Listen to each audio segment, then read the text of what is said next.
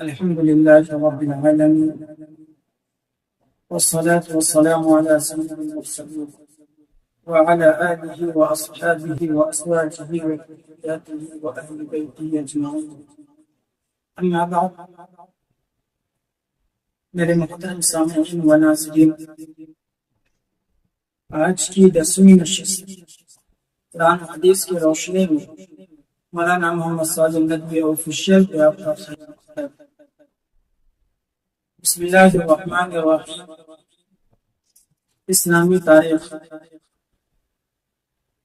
جیسا کہ آپ تمام سامعین ناظرین کو معلوم ہے، کئی دنوں سے نبیوں کا ذکر چل رہا ہے.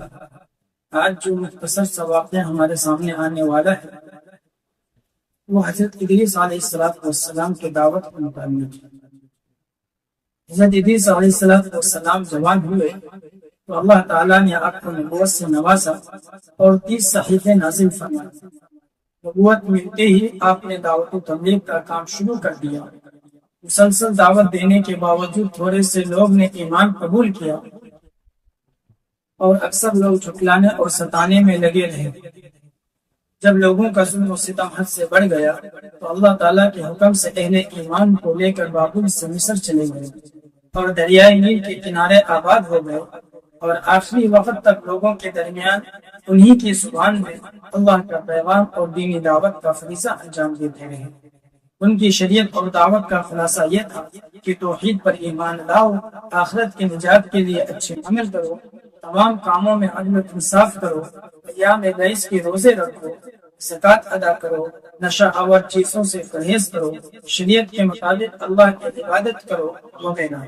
آخری وقت تک لوگوں کو دین کی دعوت اور اچھے کاموں کی نصیحت کرتے ہوئے 365 سال کی عمر میں اپنے خالق حقیقی کے دربار پہنچ گئے. حضور صلی اللہ علیہ وسلم کے بے شمار معجزات، ان میں سے ایک معجزہ یہ بھی حدیث سے معلوم ہوتا ہے.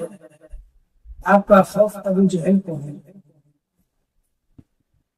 ایک مرتبہ ابو جہل نے لات و عزیٰ کی قسم کھا کر کہا، اگر میں نے محمد صلی اللہ علیہ وسلم کو زمین پر ناک رگڑتے یعنی سجدہ کرتے ہوئے کبھی دیکھ لیا تو اپنے پیروں سے نعوذ باللہ اس کی گردن رون ڈالوں گا. اتفاق ایسا ہوا کہ ایک روز آپ صلی اللہ علیہ وسلم نماز پڑھ رہے تھے. ابو جہل نے اپنا ارادہ پورا کرنے کے غرض سے آگے بڑھا، پھر اچانک پیٹے پاؤں واپس آ گیا، جیسے ہاتھوں سے کوئی چیز روک رہا. لوگوں نے اس سے ماجرا پوچھا تو اس نے کہا کہ میں نے اپنے اور محمد صلی اللہ علیہ وسلم کے درمیان دیکھتی آگ کی خندق دیکھی اور بڑا خوفناک منظر اور پڑ دیکھی. آپ صلی اللہ علیہ وسلم نے فرمایا، اگر ابو جہل میرے قریب آ جاتا تو فرشتے اس کے ٹکڑے کر کے لے جاتے ہیں. اسلام میں عورتوں کو پردہ کرنے کا قرآن میں اللہ تعالیٰ فرماتا ہے کہ اے عورتوں، تم اپنے گھروں میں ٹھہری رہا کرو اور دور جاہلیت کی طرح بے پردہ مت کرو. فائدہ: تمام مسلمان عورتوں کے لیے ضروری ہے کہ جب کسی سخت ضرورت کے تحت گھر سے نکلیں تو اچھی طرح پردے کا خیال رکھتے ہوئے باہر جائیں، کیونکہ پردہ کرنا تمام عورتوں پر فرض ہے. نماز کے بعد ہمیں دعا پڑھی. حضور پاک صلی اللہ علیہ وسلم نے فرمایا اللہ تعالیٰ اس کے سارے گناہوں کو معاف فرما دے گا. رسول اللہ صلی اللہ علیہ وسلم نے فرمایا، اے معاذ، میں تم کو وصیت کرتا ہوں کہ کسی نماز کے بعد اس دعا کو نہ چھوڑنا. اللہم اعنی علی ذکرک و شکرک و حسن عبادتک. ترجمہ: اے اللہ، اپنا ذکر و شکر کرنے اور اچھے طریقے سے عبادت کرنے پر میری مدد فرما. ایک نماز ہے جس کو چاشت کی نماز کہتے ہیں. چاشت کی نماز کے بارے میں رسول اللہ صلی اللہ علیہ وسلم نے فرمایا کہ جو شخص چاشت کی 2 رکعتوں کی پابندی کرتا ہے اس کے گناہوں کی مغفرت کر دی جاتی ہے، چاہے وہ سمندر کے جھاگ کے برابر. اللہ تعالیٰ ہر گناہ کو معاف کرے گا، صرف شرک کو معاف نہیں. شرک کے بارے میں قرآن میں آتا ہے کہ جو بھی اللہ کے ساتھ شریک ٹھہرائے گا اس پر اللہ تعالیٰ نے جنت کو حرام کر دی ہے اور اس کا ٹھکانہ جہنم ہے، اور ایسے ظالموں کا کوئی مددگار نہیں. یہ دنیا کی چیزیں فنا ہونے والی ہے، ایک نہ ایک دن دنیا ختم ہو جائے گی. باقی رہنے والی ذات اللہ کی ہے.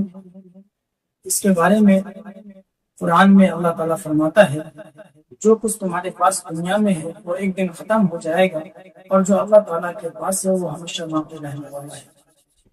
آج دنیا کی رسوائی اور ذلت ہمیں برداشت نہیں ہوتی، جب روز قیامت ہمیں ذلت اور رسوا کیا جائے گا، پھر اس وقت ہم اتنے مجبور ہوں گے کہ اپنے رب سے کہیں گے اللہ ہمیں اس ذلت اور رسوائی سے بچا، اگرچہ جہنم میں ڈالنا ہے۔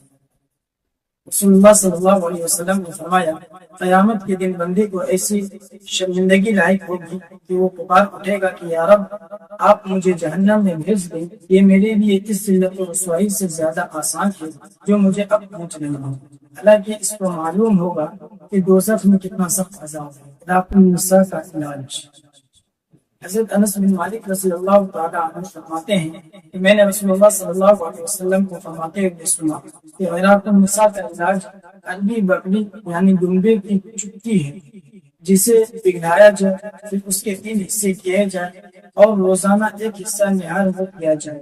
فائدہ: دمبا کی دم پر گول اگڑی ہوئی چربی کے حصے کو چٹکی کہتے ہیں۔ وآخر میں نبی کریم صلی اللہ علیہ وسلم کی نصیحت فرمائی کہ رسول اللہ صلی اللہ علیہ وسلم نے حضرت ابو ذر رضی اللہ تعالیٰ عنہ کو نصیحت فرمائی کہ قرآن کریم کی تلاوت اور اللہ کے ذکر کا اہتمام کیا کرو، اس عمل سے آسمانوں میں تمہارا ذکر ہوگا اور یہ عمل زمین میں تمہارے لیے ہدایت کا نور ہوگا۔ آج کی 10ویں نشست مکمل ہوئی۔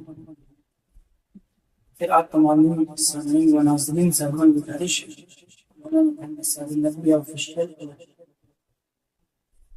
Subscribe and share. اللہ تعالیٰ کے نسل میں سے